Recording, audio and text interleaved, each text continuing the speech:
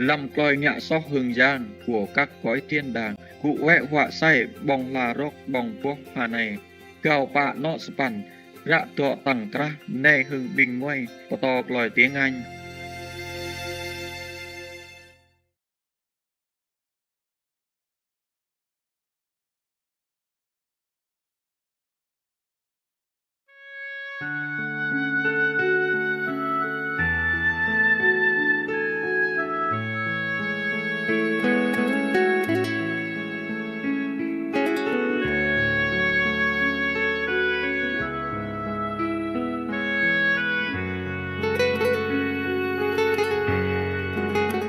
At the moment, the leader of Chechnya acts the same.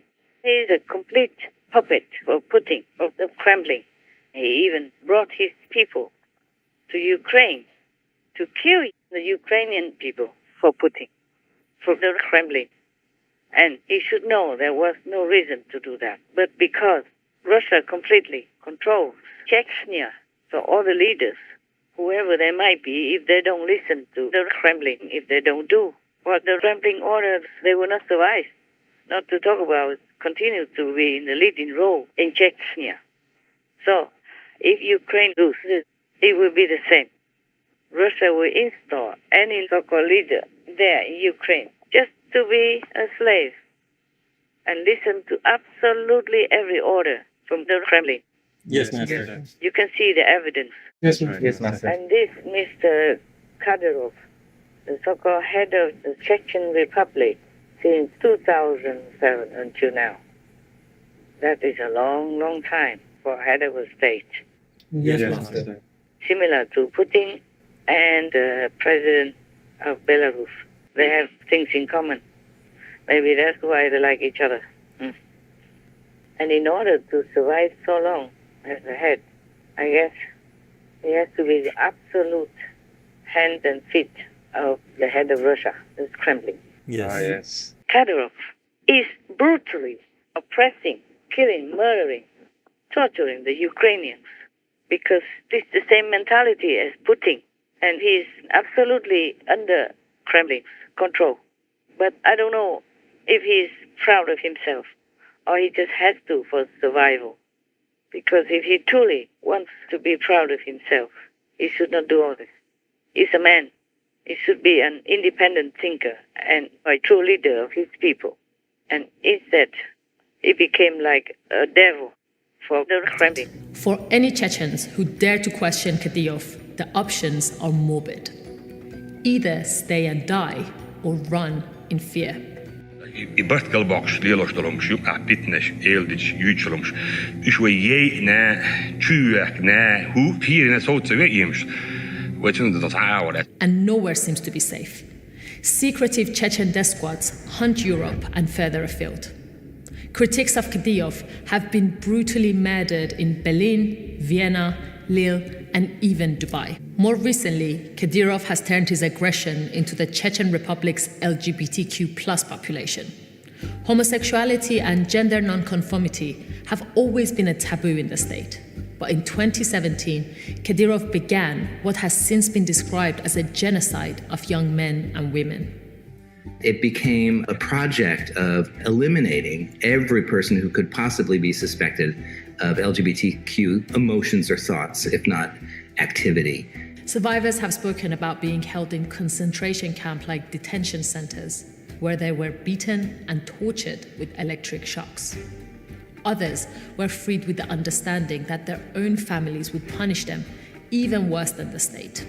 When the media began to report this, Kadyrov declared that gay Chechens do not exist. Это ерунда. У нас таких людей нету. Нету у нас геев подальше от нас, чтобы очистили кровь. Там, если есть таких, пусть забирают. Escaped survivors of the genocide are still fearful for their lives, fearful that Kadyrov's death squad could come and find them. Kadyrov's reign seems to have no limits, but one wonders when he will go too far, even for Putin. Putin rarely condemns Kadyrov, and Russian money pours into the region. For Vladimir Putin, he is still convenient for the Kremlin. And that's the reason he remains in power and is able to do whatever he does. It's really a very sad affair. I think his people will not like him, or they don't like him, or maybe they never liked him, but they just have to be quiet because they fear war, they fear more bloodshed and more torture, more suffering from Russia. Yes, Master.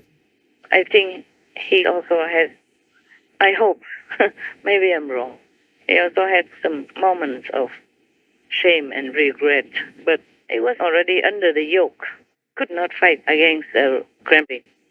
So he had to be brutal, or maybe he is brutal, because his soldiers that he brought to Ukraine to die or to fight are reportedly very vicious, extremely brutal. Yes, Master. So maybe they are the same gang, just in different locations. That's why they get together and try to destroy wherever they can in Ukraine. So there will be no future for Ukraine if it's lost. There will be no freedom. And as I told you already, the whole of Ukrainian people all stand up against the war from the Kremlin. So if Russia has a chance to control Ukraine, then all these people will be treated like prisoners, slaves, or enemies continuously, and they will suffer no end. They will suffer no end. Yes, Master. They will be brutally oppressed. Or molested. The Russians will continue murdering or raping or taking everything from them. Yes, Master. And they might not give them enough food to eat just like before, just like decades ago. Yes, Master. Therefore, that's why I don't care what happens to me because of all this karma. I have to say it. I have to say NATO has to come in, totally committed to having Ukraine, to flush Russia out. Yes, Master. And if not, then Europe and other countries have to courageously stand up, go in to help Ukraine, because that means they're helping themselves, and they will be safe if Russia loses the war in Ukraine. Yes, that's right. If Ukraine regains their complete freedom, regains their land, regains their democracy, just like before anything happened, then Europe will be safe as well. Other countries also will be safe, not just Europe alone. Yes, Master. Many other countries or states like Georgia, South Ossetia, Abkhazia region, Nagorno-Karabakh have the bloody hands of Russia on them and the destruction of all that. So many millions of people died because of Russia's invasion or interference or colonization, yeah? Yes, Master. Because of that, millions of people died everywhere, wherever Russian leaders went with their army. Yes, Master. Despite all that, the world still has forgiven Russia because they have things to offer. Yes. But I can't believe it. This kind of brutal regime from one leader to another, it's like a succession of brutality. Yes.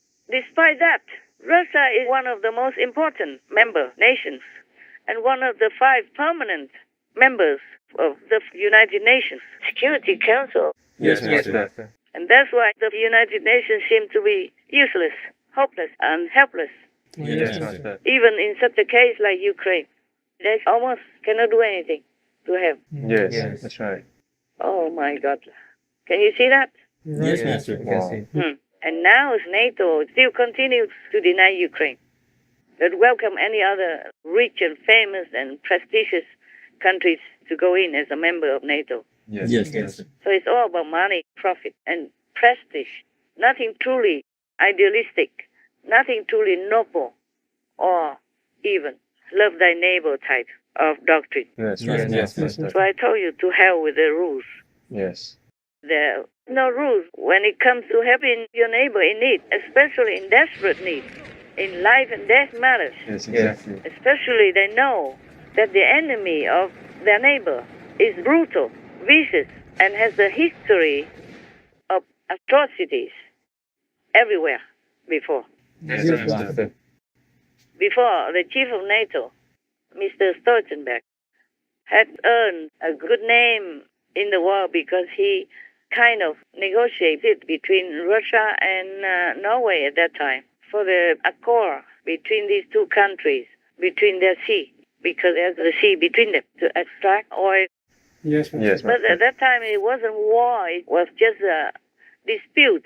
Yes, Right. Master. Yes. It was a talk between neighbors. Hey, where is my sea? Where's your sea? That's all. Yes. Just a row about the fence, the invisible fence. Yes. Yeah. Exactly. So it was easy to talk it out, to negotiate, and help to settle it out. Yes, Master. But now it's a big war. It's life and death and bloody and destruction everywhere in one country. And the country has done nothing wrong. Yes, exactly. Yes. Just fit in Europe and the world as one of the countries that export the most farming produce. Yes, Master. And even in some countries that don't import Ukrainian farm produce.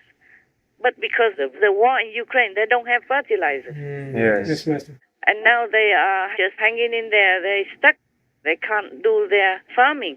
In Africa, for example, or even Brazil is affected by the Russian war in Ukraine.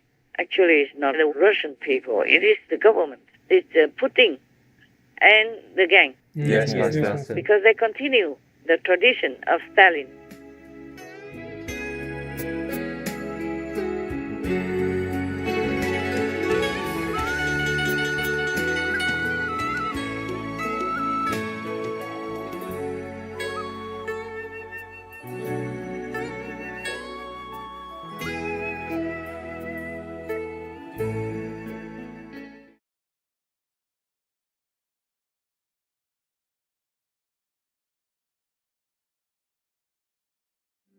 We have a system in which we are making money out of death, disease, and destruction, and every one of these things is producing revenues for some corporation or the other.